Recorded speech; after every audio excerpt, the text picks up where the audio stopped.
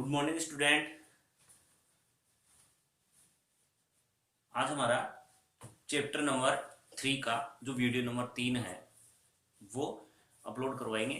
इसमें चैप्टर 3 और video number 3, ठीक है। इससे पहले अपने दो जो वीडियो थे वो अपलोड हो गए और आपने शायद पढ़ भी लिए होंगे, जिसमें मुख्य रूप से आंकड़ों का वर्गीकरण था और वर्गीकरण का जो उद्देश्य था और वर्गीकरण के जो प्रकार थे, जिसमें मुख्य रूप से मैंने आपको करवाए थे। एक था मात्रात्मक, एक था गुणात्मक, एक था स्थानीय और एक था समय के अनुसार या कालखंड के अनुसार आंकड़ों का वर्गीकरण। उसके बाद में मैंने जो वीडियो नंबर 2 था उसमें आपको चर और चर के जो दो मुख्य प्रकार थे, एक संतत चर और दूसरा विवेक चर। संतत चर जिसका कुछ भी मान हो सकता है, ठीक है, और विवेक चर जिसका एक निश्चित मान होता है या परिमित उछाल वाले होते हैं, ठीक है। इस प्रकार संतत चर और विवेक चर दोनों हो गए थे।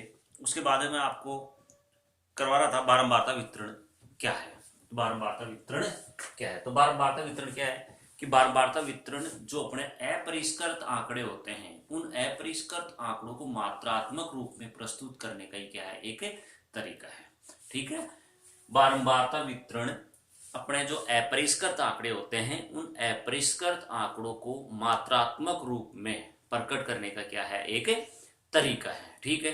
जैसे पुण्य पिछले जो चैप्टर था उसमें एक एग्जांपल लिया था, जो सारणी 3.1 दे रखी है। सारणी की कौन सी है, ध्यान रखना, 3.1।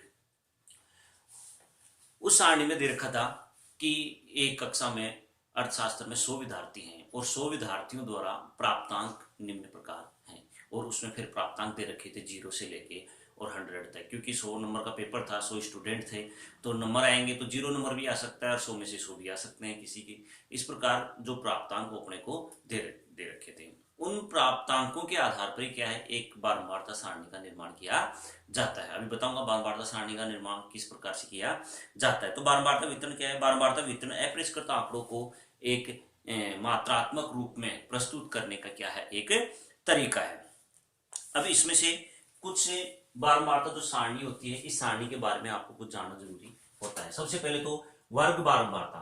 वर्ग बारंबारता क्या होती है कि वर्ग बारंबारता होती है किसी वर्ग विशेष में आने वाली जो आवर्तियों की संख्या है उसी को क्या कहते हैं, वर्ग बारंबारता कहते हैं। किसी वर्ग विशेष में आने वाली बारंबारता की जो संख्या होती है उसे क्या कहते हैं, वर्ग बारंबारता कहते हैं। जैसे मैं बोलूं आपको कि 30 से और 40 के बीच की वर्ग बारंबारता क्या है, तो 30 से 40 का वर्ग कौन सा है, 30 से 40 का वर्ग, इसकी वर्ग बारंबारता कितनी है, 7। इसकी वर्ग बारंबारता कितनी है, 7, ठीक है। इनको आवृत्ति भी बोलते हैं। इनको क्या बोलते हैं, आवृत्ति। यानी कि 30 से और 40 के मध्य 7 अंक ऐसे हैं, 7 विद्यार्थी ऐसे हैं जिन्होंने अंक प्राप्त किए हैं। कितने के बीच में, 30 से और 40 के बीच में। इसी प्रकार बोलो 60 से 70 के बीच की वर्ग बारंबारता क्या है, 60 से 70 के बीच की वर्ग बारंबारता 19 है। तो वर्ग बारंबारता किसे कहते हैं, वर्ग बारंबारता किसी वर्ग विशेष में आने वाली जो आवर्तियों की संख्या है, बारंबारता की संख्या है, उसे क्या कहते हैं, वर्ग बारंबारता कहते हैं। अब देखो, प्रत्येक जो वर्ग बारंबारता वितरण होती है, ये क्या है, पूरी की पूरी बारंबारता वितरण है। ये बारंबारता वितरण होती है इसमें वर्ग होता है, वर्ग बारंबारता होती है। अब देखो, जो वर्ग होता है वो वर्ग कुछ निश्चित सीमाओं से घिरा हुआ रहता है। जैसे ये वर्ग है, इसको क्लास सी आई के द्वारा व्यक्त किया जाता है, क्लास इंटरवल के द्वारा व्यक्त किया जाता है। तो इसमें क्या होता है, वर्ग में एक तो होती है निम्न सीमा और एक होती है उच्च सीमा। यानी प्रत्येक वर्ग क्या होता है, निम्न सीमा और उच्च सीमा के द्वारा घिरा हुआ रहता है। निम्न सीमा और उच्च सीमा के बीच घिरा हुआ रहता है। तो मैं यदि बोलूं कि जो पहला 0 से और 10 का वर्ग है उसकी निम्न सीमा क्या है, निम्न सीमा है 0 और उच्च सीमा क्या है, 10, ठीक है। इसी प्रकार यानी निम्न सीमा होती है उसको L1 के द्वारा व्यक्त किया जाता है और जो उच्च सीमा होती है उसको L2 के द्वारा व्यक्त किया जाता है। ये ध्यान रखना आप इसको।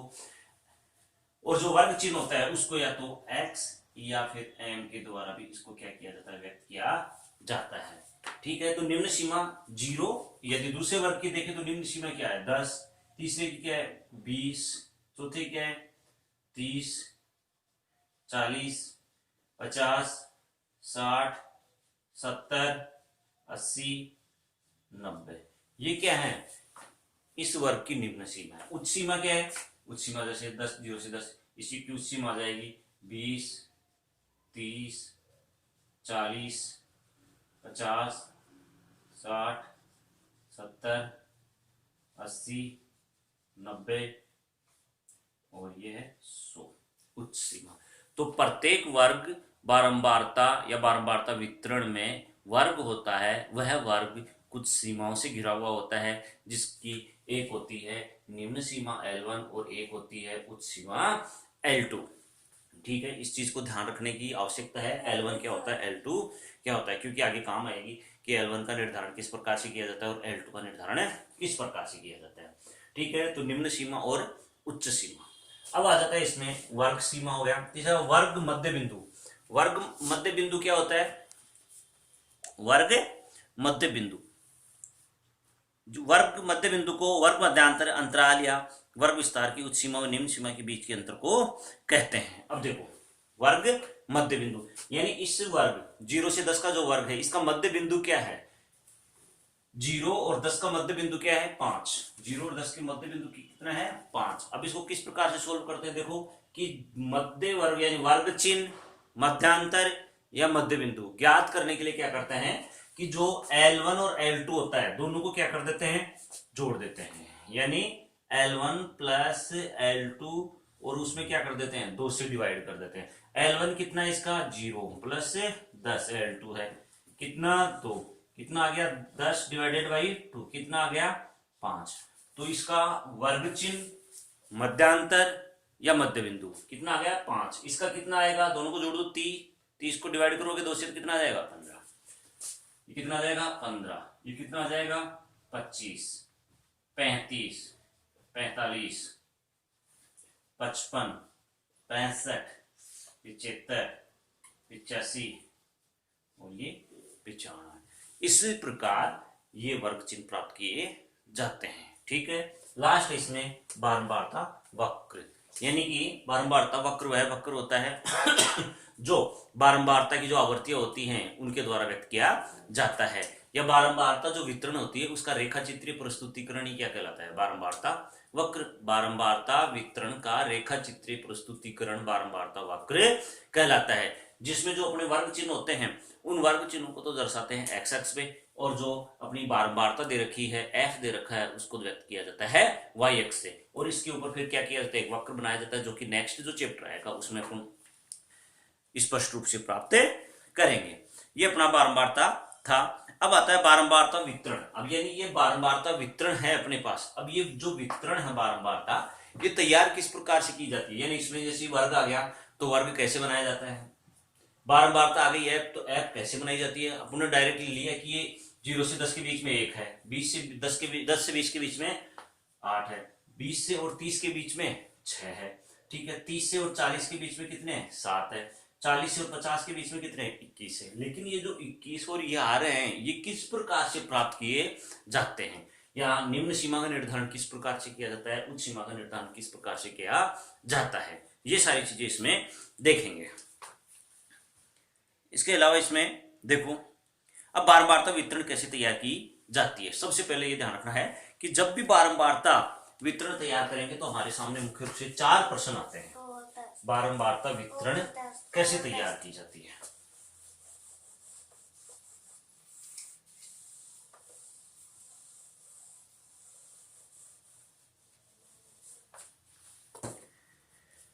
बारंबारता वितरण कैसे तैयार की जाती है? अब देखो, बारंबारता वितरण कैसे तैयार की जाती है? सबसे पहले जब भी आप बारंबारता का या बारंबारता बनाओगे या वितरण करोगे तो हमारे सामने मुख्य रूप से 4 प्रश्न सामने आते हैं। बारंबारता वितरण के लिए कितने प्रश्न सामने आते हैं? 4 प्रश्न हमारे सामने आते हैं। पहला है कि हमें कितने वर्ग रखने चाहिए, यानी जैसे अपने मैंने अभी रखे थे 0 से 10 से लेकर लास्ट वाला 90 से 100 तक 10 वर्ग रखे थे। तो जो अपने को बारंबारता दे रखी है उस बारंबारता में अपने को कितने वर्ग रखने हैं? पहला प्रश्न आता है कि वर्ग संख्या किस प्रकार से निर्धारित किया है, यानी कि कितने वर्ग निर्धारित अपने को करने हैं। जैसे सारणी 3.1 है, जैसे सारणी 3.1 में कितने विद्यार्थी थे दे रखे थे? 100 विद्यार्थी दे रखे थे। अब 100 विद्यार्थियों के कितने नंबर आ सकते हैं? नंबर आ सकते हैं, किसी की 0 भी आ सकता है और 100 भी आ सकते हैं। 0 भी आ सकता है और 100 भी आ सकता है। 100 विद्यार्थी हैं, 100 नंबर का पेपर हुआ है, कितने नंबर आ सकते हैं? 0 भी आ सकता है, 100 में से 100 भी आ सकता है, कुछ के 10 आएंगे, 20 आएंगे, 15 आएंगे, 17 आएंगे, 40 आएंगे, 45 आएंगे, कितने भी आ सकते हैं। तो सबसे पहले क्या किया जाता है कि बारंबारता में वर्ग में कितने वर्ग रखने चाहिए, कितने वर्ग। देखो वर्गों की सामान्यतः देखा जाता है, तभी मैं बताऊंगा। वर्गों की संख्या निर्धारित करने से पहले यह पता करना चाहिए कि चर के मान में कितना परिवर्तन होता है, कि चर के मान में कितना परिवर्तन होता है। जैसे अपने चर हैं 0 से लेके और 100, ये क्या है? चर के मान में परिवर्तन है, यानी कितना परिवर्तन हो सकता है, कितना अंतर हो सकता है। तो अंतर कितना हो सकता है? जो प्राप्तांक है उनमें 0 से लेके और 100 तक का अंतर हो सकता है, यानी 0 नंबर भी आ सकते हैं और 100 में से 100 नंबर भी आ सकते हैं। तो इनका अंतर कितना है, उसी के आधार पर क्या किया जाता है? वर्गों का निर्धारण किया जाता है। ठीक है। अब सबसे पहले क्या, एक देखो कि निम्नतम मान और उच्चतम मान, यानी किसी वर्ग का जो निम्नतम मान होता है और उच्चतम मान होता है, उसके अंतर को कहते हैं प्रास। क्या कहते हैं? प्रास। या इसको कहते हैं विस्तार, विस्तार, रेंज, रेंज। आर के द्वारा इसको व्यक्त किया जाता है। और ये क्या होता है? हाईएस्ट वैल्यू, यानी हाईएस्ट, हाई वैल्यू माइनस की लो वैल्यू। हाई वैल्यू कितनी है? 100 माइनस की 0, तो आर कितना आ गया?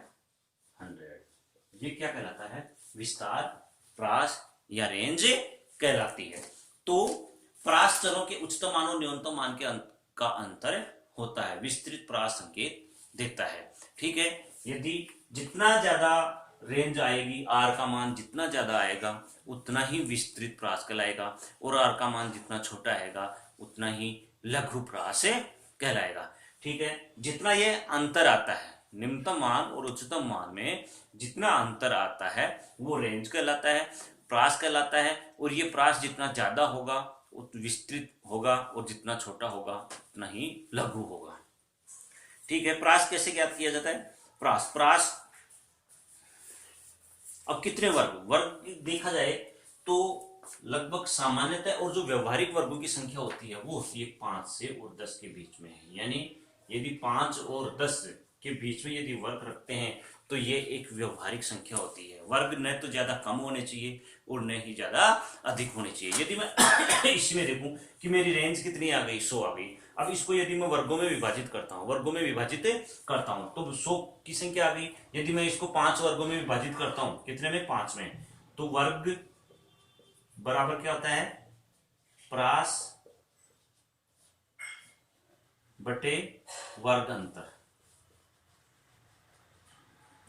या कितने वर्गांत मेरे को बनाने हैं। जैसे मेरे को वर्ग बनाने हैं 5, ठीक है। तो क्या करूंगा मैं? प्रास में 100 में कितने का डिवाइड कर दूंगा? 5 का। कितना आ गया? 20, 20 पंजे 100। तो वर्ग क्या हो जाएंगे? 0 से 20, 20 से 30, 30 से 40, 0 से 20, 20 से 40, 40, 40 से 60, 60 से 80 और 80 से 100। लेकिन देखो ये विस्तृत वर्ग हो गया, विस्तृत वर्ग हो गया। तो वर्गों की संख्या कितनी होनी चाहिए? 5 से और 15 के बीच में। यदि मैं इसी को क्या करता हूं 10 वर्ग बनाता हूं तो कितने का अंतर आ जाएगा? वर्ग अंतराल 10 का आ जाएगा। और वर्ग कितने का हो जाएगा? 0 से 10, 10 से 20, 20 से 30, 30 से 40 और लास्ट में हो जाएगा 90 से 100। तो जो वर्ग रेंज है अपनी, वो रेंज के आधार पर क्या किया जाता है? प्रास का निर्धारण किया जाता है। यद्यपि वर्गों की संख्या के निर्धारण के लिए कोई व्यवहारिक और पक्का नियम नहीं है कि अपने पास कितने वर्ग होने चाहिए। ठीक है। यानी वर्ग संख्या निर्धारित करने के लिए हमारे पास कोई पक्का नियम नहीं है। फिर भी यदि देखा जाए तो व्यवहारिक रूप से हम 5 से और 15 के बीच में, 5 से और 15 के बीच में वर्ग का निर्धारण कर सकते हैं। दूसरा प्रश्न, प्रत्येक वर्ग का आकार क्या होना चाहिए? चलो पहला तो ये निर्धारित कर लिया कि रेंज आ गई अपने पास और वर्ग निर्धारित कर लिया। अब वर्ग का आकार क्या होना चाहिए? वर्ग का आकार क्या होना चाहिए? प्रत्येक वर्ग का आकार क्या होना चाहिए? तो सबसे पहले ये पहले वाला जो प्रश्न था वर्ग संख्या, उसी से जुड़ता है वर्ग आकार। वर्ग आकार यानी आकार का मतलब है कि वर्गों में कितने का अंतर होना चाहिए। जैसे अपने पास अपनी जो रेंज आई थी आर, आर की वैल्यू आई थी अपने पास 100, ठीक है।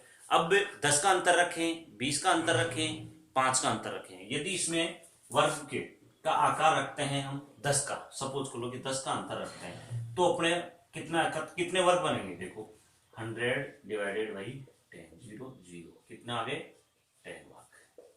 यदि यही कितने का 5 का रखते हैं तो 100 डिवाइडेड बाई 5, कितना आ गया 20 वर्ग। और यदि अपन और ज्यादा 20 आ गए, 20 वर्ग आ गए। और वो 20 वर्ग कितने हो जाए, 0 से 5, 5 से 10, 10 से 15, 15 से 20, इस प्रकार। यदि इसके और भी ज्यादा रखना चाहिए, जैसे 100 डिवाइडेड बाई ज्यादा कितने 20 वर्ग रखने चाहिए, तो कितने का आ जाएगा